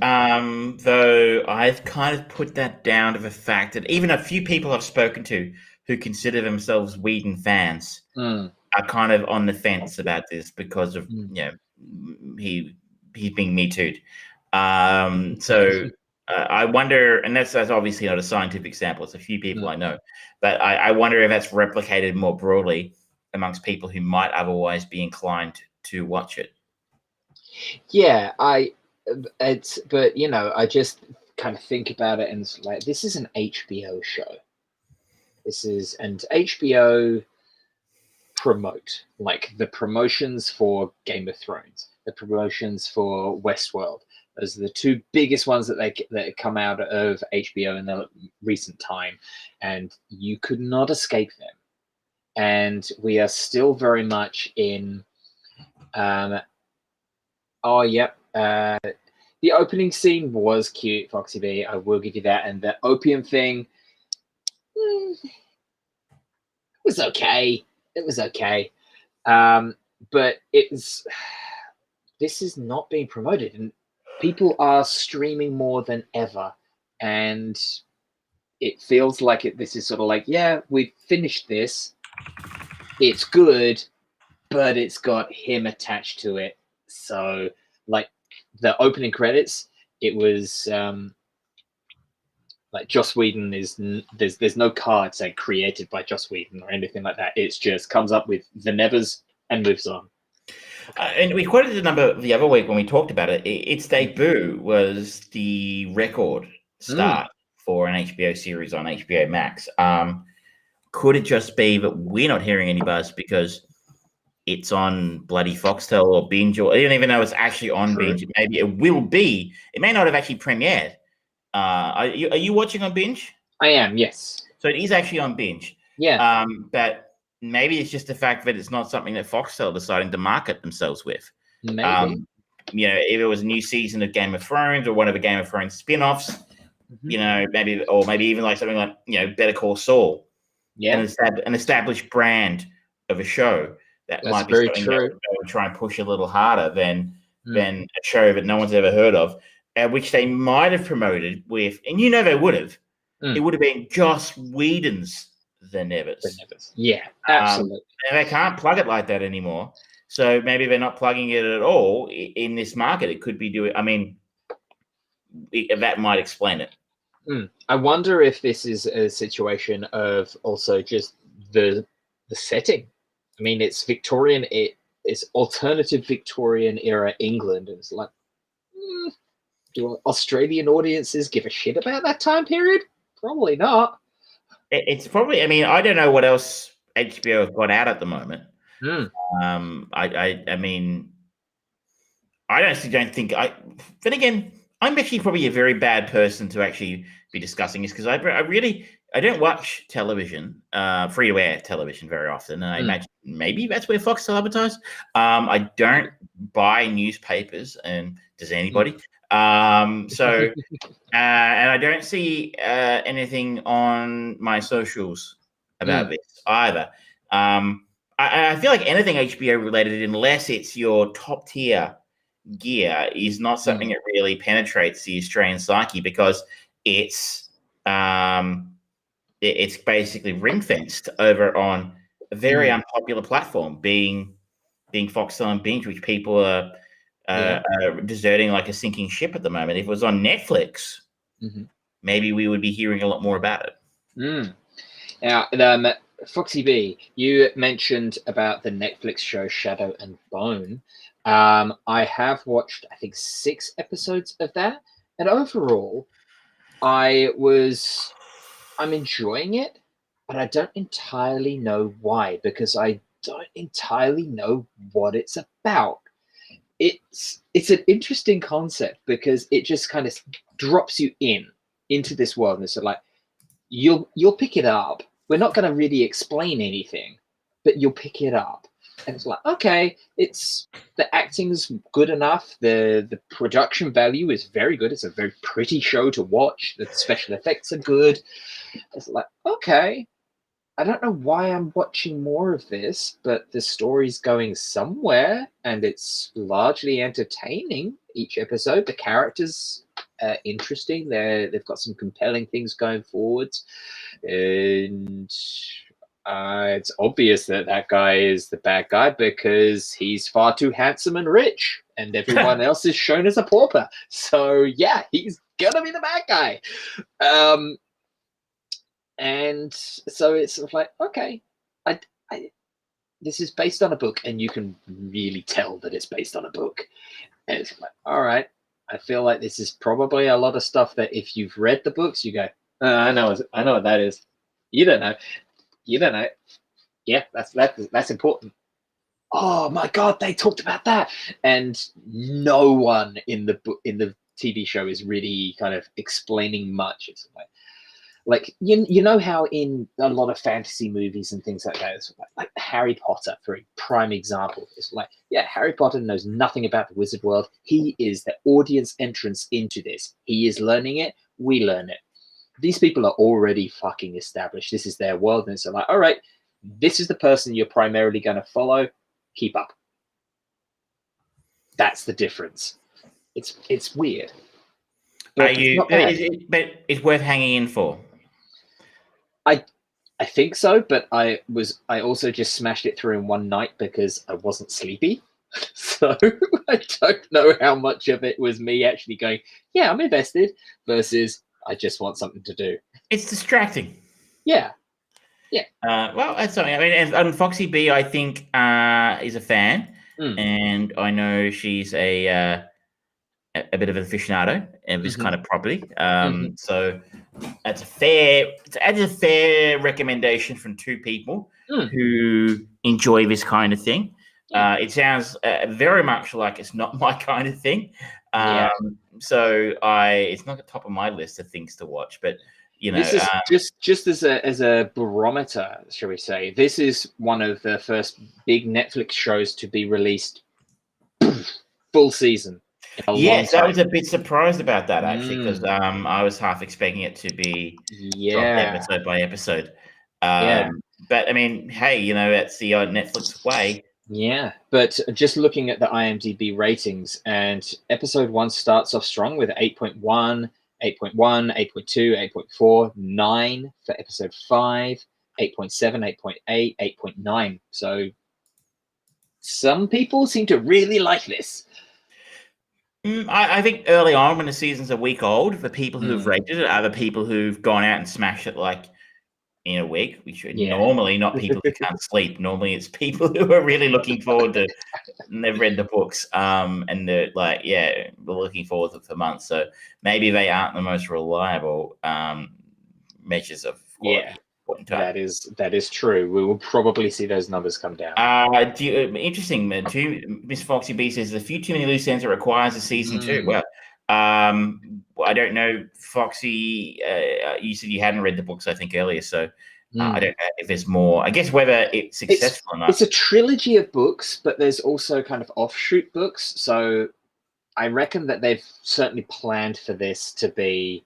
Let's at least get a second series. That seems to be the Netflix thing of we'll push it at least 2 seasons. It's rare that they just do 1 season of anything.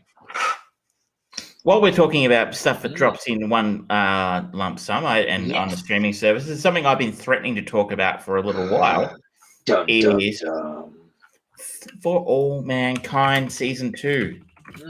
Now, you said before that this is on Apple TV Plus, yeah? This is the Apple TV Plus series. So they've got some interesting stuff on there, right? I mean, we talked about Mythic Quest. I think last year we had that Jennifer Aniston, Reese Witherspoon breakfast news show. Which was quite good.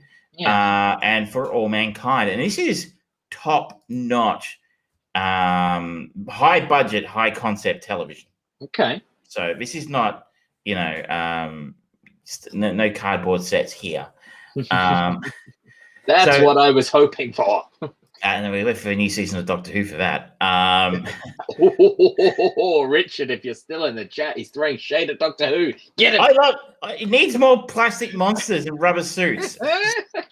Production values are too good these days. Please remove 3. I am not a crackpot. So for those who are long-term listeners, if we have any still, We've pissed them all off. So they might recall about a year ago, I talked about season 1 of For All Mankind. So this is a show which is an alternate history of the space race and the Cold War. So in For All Mankind, the Russians beat the Americans to the moon. And hence the space race does not peter out, which is, kind of what happened after, throughout the 80s until the end of the Cold War. It kind of escalates the space race, where the Americans now feel increased pressure to keep up with the Russians, and the Russians are able to they keep topping your achievements. So they get to the moon first, they send a woman into space first, they get a woman to the moon first, and the Americans are constantly trying to keep up. There is a season 1 ends with them both having bases on the moon, and now the intentions have moved from Earth. The Cold War is now continuing in space, with tensions between the two of them now increasing on the moon. All right. So For All Mankind Season 2 jumps forward 10 years. Now, from being in the mid-70s, we're now in the mid-80s. And I guess one of the theses of the show is the continuance of the space race has moved technology along at a much greater pace. Yeah. So, which is an interesting idea in the sense that, maybe things like cell phones and video calls would have been developed earlier if there was this incredible necessity to do that, by people who were prepared to sink billions of dollars into creating it without necessarily expecting a commercial return on it, which is, what governments in this situation will want to do. Yeah. We are now dealing with things like nuclear-powered space shuttles from both sides, weaponizing space. We have actually weaponizing the moon, where soldiers are now on the moon. Weaponizing the moon, my brain instantly went to the Death Star. Or should I say militarizing the moon with actual soldiers with specially, what do you call them, equipped or modified guns for combat on the moon. Okay, the perfect partner to this is James Bond's Moonraker. I've never seen it. There you go. There's one for your list. Is it like one of the lesser Bond films? It's terrible. It's got fucking Jaws in it. It's not good. Really? Ooh. I don't mean the Jaws the shark. I mean Jaws. Oh my god! I mean, he was awesome. That guy. Yeah, but in this one, He finds love. Oh, okay. So, back to For All Mankind. The show does continue with its, I guess, call it an agenda, because I think it is an agenda. To sort of, it focuses on social issues as much as it does space issues. And I think it does take a while to warm up this season. So I would say probably we have, I think maybe how many episodes we have this season, but maybe about 10 episodes in this second season. And probably the first 6 are really focused more heavily, or as heavily, on the life on Earth, social issues affecting the people in the space program, the families of the people in the space program, and that sort of angle, which was definitely there in season 1. That's still here pretty heavily in the first, I guess, 5 to 6 episodes of this season. And you can kind of see why people tune in to this show when you look at the ratings. So most of them are in the mid to high 7s until the last 3, when we go 8, 9.0, 9.7. Okay. So that's when they go back to space, and it's all space shit. And things really start to heat up with the angle of militarizing the moon, and the showdown between the Soviets and the Americans in space starts to really get exciting. And we focus less and less and less on those social issues. I mean, so for example, this first season did deal with minorities in the space program, and there was a point where they deliberately went out and recruited African Americans to be astronauts. Again, not for any sense of doing the right thing, but for a sense of we have to not be shown up by the Soviets. And so one of the key arcs in this series, season, is now the first African American commander of a mission. Okay. There have been African American astronauts, but no one's ever commanded one of the missions. And so there's an angle where we're trying to, one of the characters is trying to sort of make that happen. And so those are the sort of social issues we're sort of talking about, and that could sort of stretch on. We have some domestic issues. I mean, one of the interesting angles is 2 of the astronauts were married, now divorced, and end up on the moon at the same time. With one of them going up. And that's how the Orville got started. And one of them with a stated purpose of trying to win her back. So if that kind of thing annoyed you in season 1, it's still there. Okay. They haven't done away with it entirely. It's, if you tolerated it like me, it's okay. I still feel like they probably haven't quite got the balance perfect for me. If I'm watching a show about the space race, I want space shit as much as lots of that, right? It doesn't have to be all. It's not Star Trek. It's not the Orville. But sometimes it gets focused, and their agenda is just a little too obvious. Sometimes they're like, "Okay, guys, I get it. You're really pushing that barrow in there." And we talked about it many times. It's a common thing that TV and movies do these days, because it should be done. It's a good thing, and they do it okay. Yeah, it's not blatantly obvious and it doesn't stand out like a sore thumb, but it is very obvious. You've got the African American angle, we've got the gay angle, we've got the women angle, and I'm not in any way saying those are bad angles to tackle. I'm just saying it's very, very obvious. This episode is about the gay angle. I think we've discovered something. Are you calling me a Nazi? No, that was a subtle nod at Star Trek Discovery. Well, yes, they do it exceedingly poorly on that show. Exactly. We just want to make a little bit more sense. So, Joel Kinnaman plays he's probably the lead in the show. For those who don't know Joel Kinnaman, he played RoboCop. But he was also the Flag guy, Rick Flag in Suicide Squad, and he's one of the ones coming back. He was in also House of Cards. Yeah, he was in the first season of Altered Carbon. So he's going to be a familiar face. You've probably seen him in some big-ish movies. He's probably the biggest name in the show. Some of you might be familiar with Michael Dorman, who plays Gordo. He's been in stuff, but otherwise, it's a fairly straight ahead sort of TV sort of cast from there on out. But Joel Kinnaman's he and his wife in season 1 adopt a Vietnamese child. So that kind of made sense because that kind of shit did happen. Basically, like she was from a refugee from Vietnam after the war. So that's slotted in quite nicely. So they do use that angle to explore some racial angles that make a little bit more sense. Okay. Others, just like I said, they're really, really obvious. And it doesn't slow it down too badly. But when it really hits the straps, and it did the same thing in season 1, the last few episodes, it was all space shit and it was super exciting. It's a lot of fun and it's really tense. And there's a real emotional payoff at the end of this season. Like I was a little bit shocked at how, but they actually did what they did.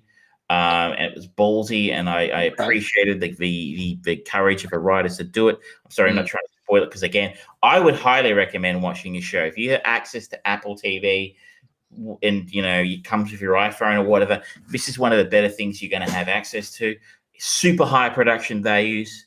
It looks great. They've actually Ronald Reagan is the president in this season, and they've actually edited some of the characters into like video footage of Reagan. They've actually got footage of Reagan speaking, and they've sort of edited it to make it sound like he's actually talking about stuff that's going on in the episode. Cool. So that's really, really cleverly done. It really gives you a sense of, if you're old like me and you remember Reagan, it gives you a sense of place and time. Yeah, I am not a physicist. My friend Dell would probably have a field day with this show going, oh, that couldn't happen. That couldn't happen. That's not possible. So, I mean, these are very, I don't understand how physics work, but I don't understand how shooting a gun in space works. Like, I feel like that shouldn't be that easy.